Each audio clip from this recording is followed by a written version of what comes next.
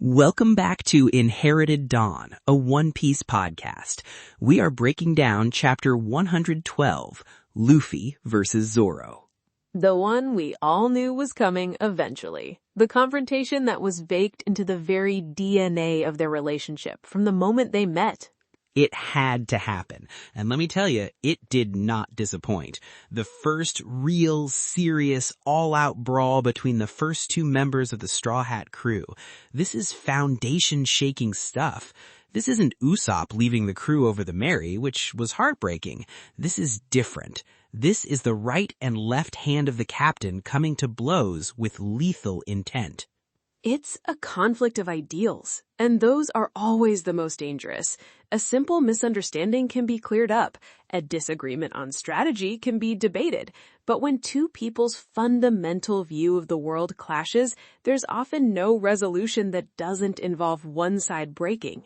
Exactly. And if you want to be there for every single one of these moments that redefine the crew's dynamic, make sure you're tracking our signal. Follow the show wherever you listen so you never miss an episode when it drops. It's like putting a Viber on your podcast feed. You don't want to be the one who hears about it secondhand, trying to piece together the narrative from scattered reports. Be there for the live broadcast. You really don't. All right, let's get into it. The chapter kicks off right in the middle of the confrontation. There's no preamble, no slow build. We are dropped directly into the fire. Zoro is standing there completely bewildered, and Luffy is just radiating fury. It's not his usual pouty anger. This is something cold and hard. Zoro yells at him, "What kind of idiotic things are you saying?" And Luffy's response is cold. He just says an ungrateful person like him should get beaten. That word, ungrateful, is so key here. It tells you everything about Luffy's mindset. And Zoro's like, ungrateful? What are you talking about? He literally just saved the entire town from all those bounty hunters. He probably thinks he's about to get a thank you, maybe another feast. And instead, his captain is accusing him of a cardinal sin. The confusion on his face is palpable. He's trying to run the calculations, and they just aren't adding up. This is where Luffy's simple, powerful, and occasionally terrifyingly rigid logic kicks in. He's not thinking about the bounty hunters. That's abstract. What he sees, what he remembers are the townspeople, the ones who welcomed them, who laughed with them, who gave them a mountain of food, now lying defeated on the ground. He remembers them pointing to Zoro as the culprit. It's his operating system. It's binary. There are no complex subroutines. There's only one question. Did you share food with me? Yes or no? If yes, you are a friend. If no, you are not. It's so pure, and it's so frustratingly wrong in this context. In Luffy's mind, the equation is simple. These people gave us food. Giving food is the ultimate act of friendship. It's the foundation of every alliance he has ever made. Zoro hurt the people who gave us food. Therefore, Zoro has betrayed the very concept of friendship. Therefore, Zoro is the enemy. There are no other variables. Vivi is just standing there thinking what we're all thinking. How can he be this dense? But it's not dense, it's just him. His moral compass isn't a complex gyroscope that adjusts to different situations. It's a straight line, a magnetic north of loyalty and gratitude. And right now, it's pointing directly at his first mate as the source of all evil. It's the beautiful, brilliant, and often dangerous simplicity of Monkey D. Luffy. It's what makes him a great leader, that unwavering conviction.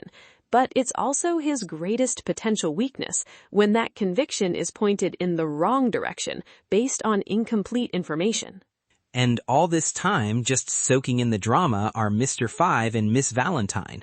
They're getting annoyed, looking at their watches like this is some unscheduled delay in their evil corporate agenda. They see this profound, crew-shattering conflict as a mere distraction. Their internal monologue is all about how unprofessional these pirates are. They have a mission to complete: kill Princess Vivi, the traitor. This internal squabble is just an inconvenience getting in the way of their quarterly review with Mr. Zero. A fatal error on their part, a complete misreading of the room. They think they're the main characters here. They have no idea they're just sideshow B-plot villains who have wandered onto the main stage.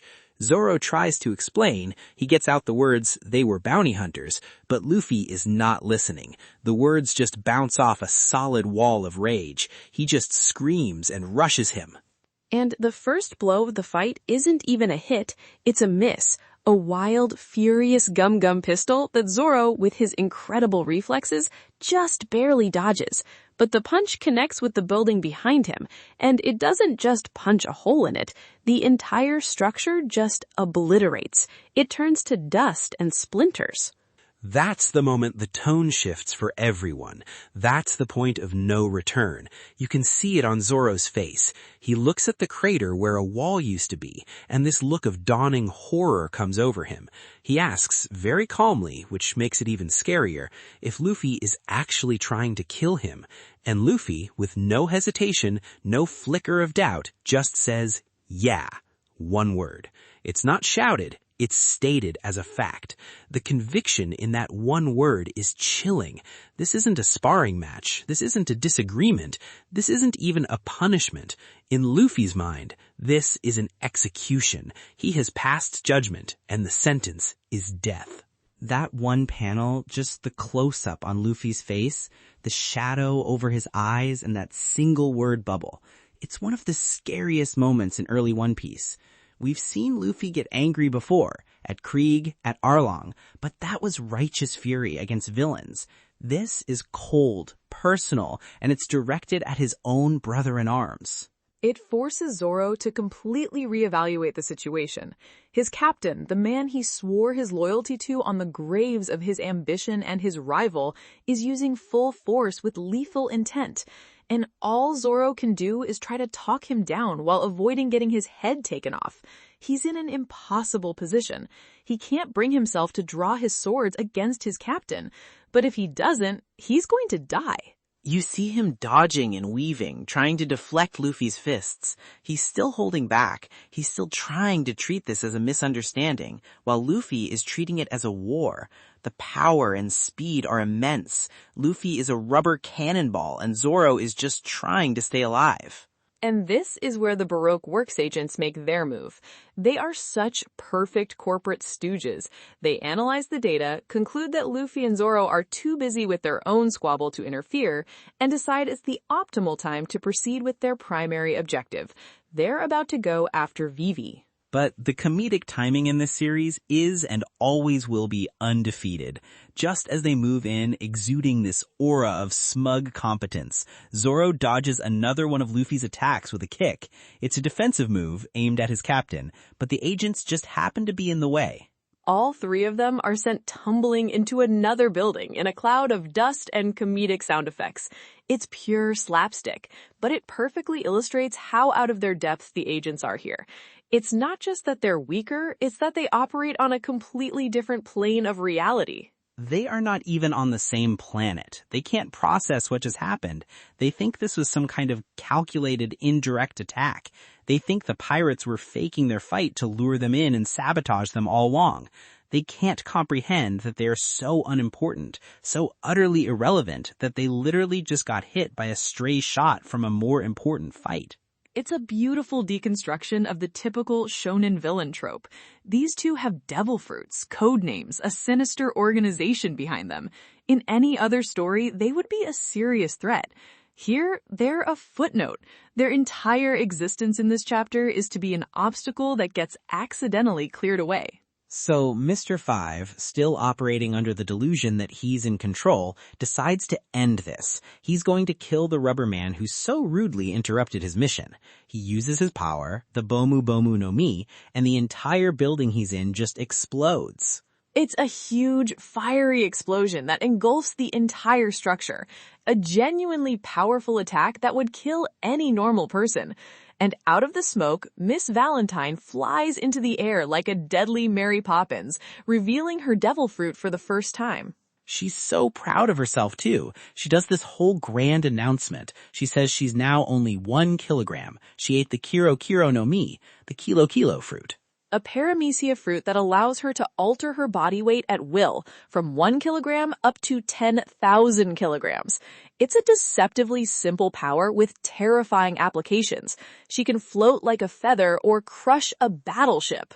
A weight manipulation fruit. That is a seriously cool and dangerous power. She can be light as air or heavy as a cannonball.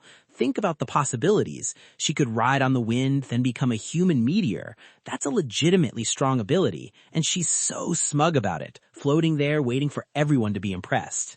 Vivi sees this and screams at Zoro to get out of the way, to be careful. She understands the threat these officer agents pose, but Zoro just silences her with a sharp, "Shut up."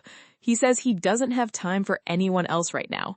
His focus is absolute. He's not looking at Miss Valentine. He's not looking at the explosion. He's staring at the smoke. Because he's watching it clear, and what walks out? Luffy, completely unscathed. He's burned off all the calories from the feast and is back to his normal skinny size.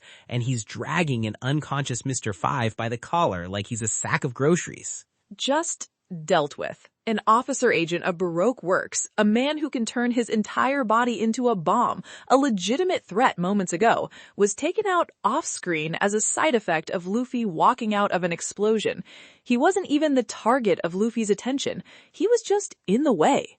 The power scaling right there is immense. It really tells you, you see these guys you thought were a big deal? They're not. Let me show you what a real fight looks like. Vivi is shocked. Her jaw is on the floor. She knows how strong the officer agents are supposed to be.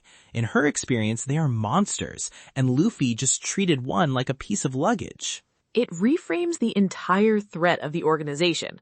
If an officer agent, a numbered agent with a devil fruit, is a non-issue to be swatted away, how powerful are the agents above him? How powerful is Mr. 2, Mr. 1? How powerful is Crocodile himself? It raises the stakes for the entire Alabasta saga in a single panel. Zoro sees this. He sees Luffy is okay, and he tries one more time. He looks Luffy dead in the eye and tells him, with as much clarity as he can muster, that the townspeople were bounty hunters. He's laying the facts on the table. He's trying to give him one last chance to use his brain and understand the reality of the situation.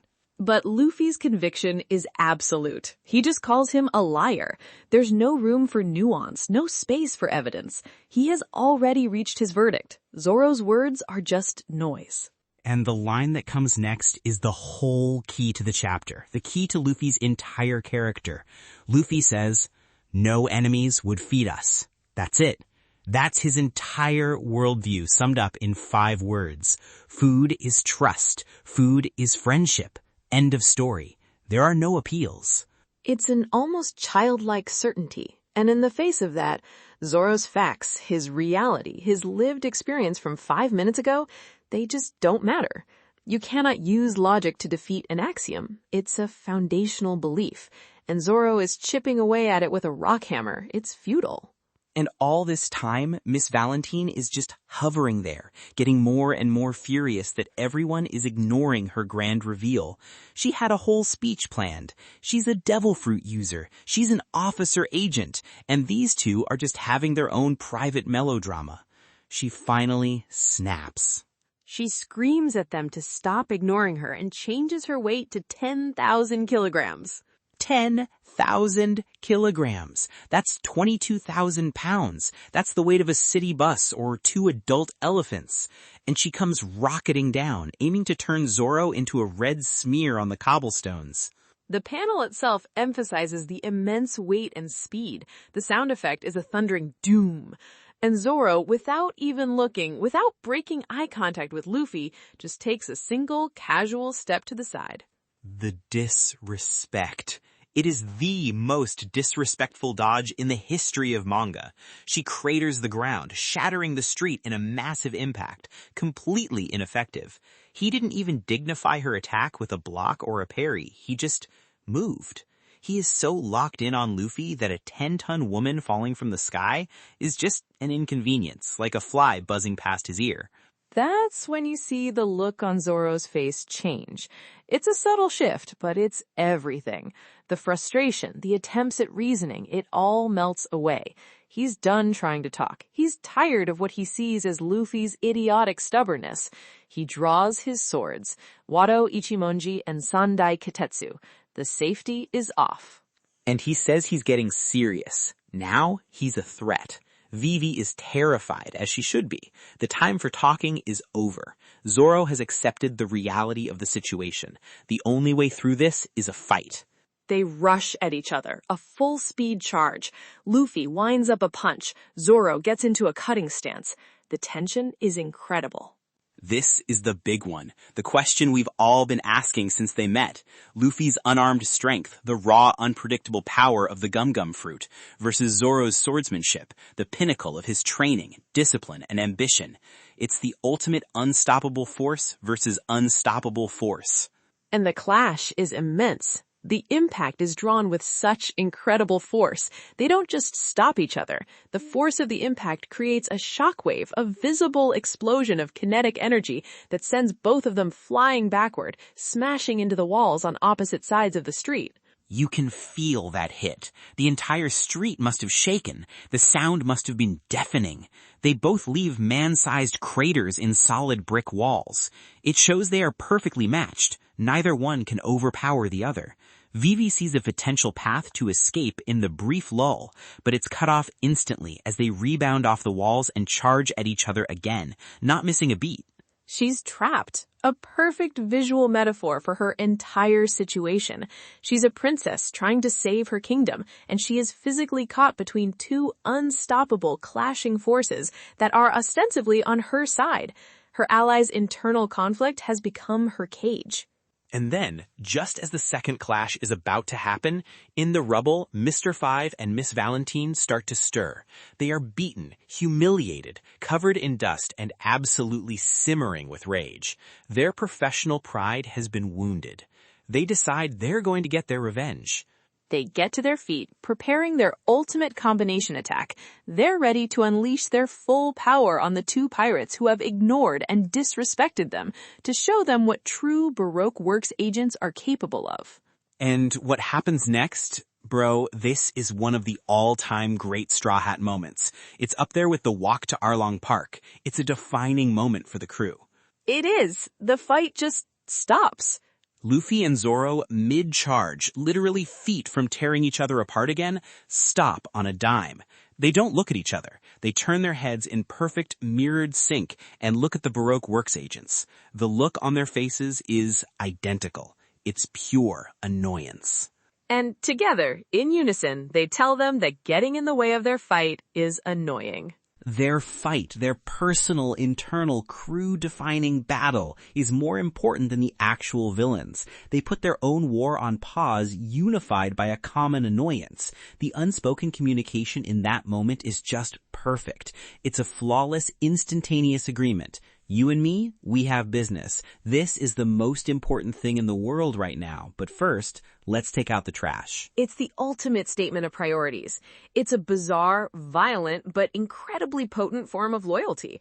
The underlying message is, we can try to kill each other. That's our right as crewmates. You, an outsider, do not have the right to even be on the same battlefield as us. And they just blow them away. Luffy winds up a gum-gum bazooka, Zoro prepares a sword strike, and in one combined, perfectly executed attack, the officer agents are gone, blasted into the sky, twinkling like a star. It's not even a fight, it's pest control. That unity in the face of an outside annoyance, even when they're literally at each other's throats, that is just super. It's so reassuring. The crew's foundation is cracked, but it hasn't broken.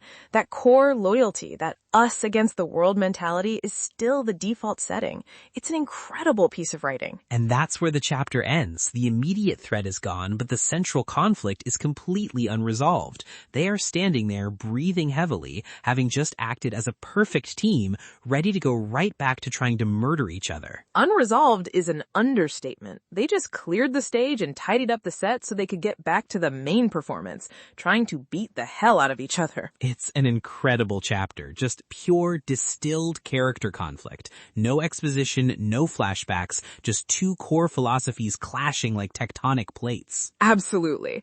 And in a chapter filled with such explosive violence, Oda's author comment this week is particularly amusing. It is. He says, "Ah yes, I currently find myself infatuated with the melodious sounds of classical music. What a splendid form of musical entertainment." The sheer contrast is hilarious. He's drawing these panels of buildings exploding, swords clashing, people screaming, and he's just sitting at his desk vibing to some Vivaldi or Mozart. That's our Oda. In a chapter that is nothing but crashing buildings and screaming and clashing steel, he's just chillin', listening to classical music, finding the calm and the ire of the hurricane he's creating. It's perfect. It's a very Oda thing to do, finding calm in the chaos. So where do we go from here? The board is reset, the agents are gone, it's just Luffy, Zoro, and a trapped Vivi. The fundamental problem hasn't been solved. I think this is where we get into predictions. The stage is set for chapter 113 to resolve this, one way or another.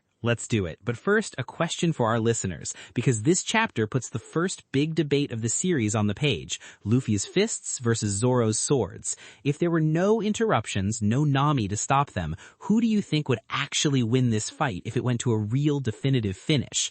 Let us know what you think in the comments. We want to see your arguments, your power scaling charts, all of it. I have a feeling that's a debate that will never truly be settled, and perhaps it's not meant to be. They are two pillars holding up the same structure. If one truly defeated the other, the whole thing might collapse. Probably not, but it's fun to argue about. All right, predictions for chapter 113. Robin, the floor is yours. Okay, my first prediction is that Nami is the one who stops this fight. Ooh, I like that. The navigator arriving to set the course. Precisely. She's the only person on the crew who can physically dominate both of them when they're being idiots, regardless of their actual power levels. They could be clashing with Conqueror's Haki in the future, and she would still walk up and punch them both on the head. She's the only one with the authority and the nerve to shut this down with brute force. She's the crew's emotional core, and when necessary, it's disciplinarian. The fist of love, or, well, the fist of stop being morons and wrecking potential real estate. I can totally see that. It would be the perfect comedic and character-appropriate resolution. What's your second one? My second prediction is that we'll finally get the real reason why this entire town is composed of bounty hunters working for Baroque works. Zoro took down so many of them. It's not just a few bad apples, it's the whole town. I think we're going to learn they're being coerced, or that there's a franchise-like model to Baroque works that lets them absorb entire communities. Perhaps they're all in debt to Crocodile, or he's holding their families hostage. There's a bigger, sadder story there. It feels too simplistic for it to just be a town of evil. That makes sense. It would add another layer to the tragedy of Alabasta, that Crocodile's influence has poisoned entire communities, forcing good people to do bad things. Okay, my turn. My first prediction is that the fight is not over. At all. You think they'll pick right back up after that moment of unity? I think the next chapter is going to open with them charging at each other again. Taking out the trash was a brief intermission, a commercial break. The core problem, Luffy believing Zoro betrayed his sacred code of food and friendship, is still there. Nothing has been resolved. Zoro is still angry at being so fundamentally misunderstood. They're going right back to it. That moment of unity was instinct. This fight is personal. That's very possible. The tension is still at its absolute peak. It would be a disservice to the setup to just have them stop because the side villains are gone. My second prediction ties into that. I think Vivi is going to have to be the one to stop it. Not with force, but with information. She's been holding her cards very close to her chest. She's been a passenger. Now she needs to become a player. I think she's going to have to screen Crocodile's name. Reveal the true enemy. Force them to look at the bigger picture. Exactly. She has to drop a piece of information so shocking, so world-shatteringly important, that it literally shocks them out of their fight. She has to raise the stakes so high that their personal conflict seems small by comparison. telling them that a warlord of the sea, one of the government's own dogs, is the secret leader of the organization trying to destroy her country. That might just be enough to do it. It reframes the entire conflict, from a simple job to a war against the world government itself. A truth bomb to stop the physical bombs. It's a strong theory. It would be the ultimate act of trust in them, revealing the secret that could get her killed in order to stop them from killing each other. It would force them to finally listen. We'll see who's right next week. Man, what a chapter. This was an all-timer. This is one of those chapters you point to when someone asks why One Piece is so great. It certainly sets a new standard for internal crew conflict, grounding it not in simple rivalry but in the very philosophies that define the characters. And that's it for this episode of Inherited Dawn. We'll see you next time, hopefully with a Straw Hat crew that is still in one piece. One can hope. Farewell for now.